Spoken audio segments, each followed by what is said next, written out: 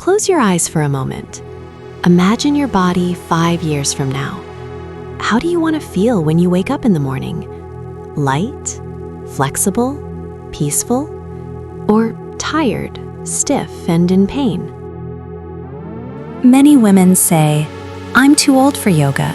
I'm not flexible. I'll start later." But later quietly becomes never.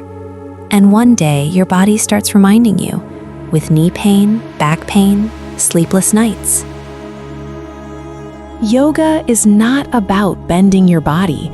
Yoga is about listening to your body.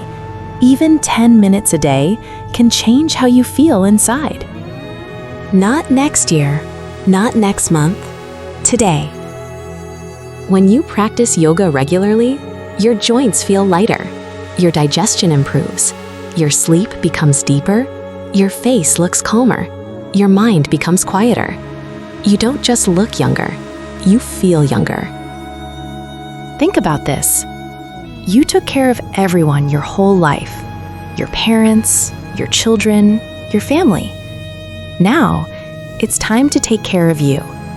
Yoga is not selfish. Yoga is self-respect.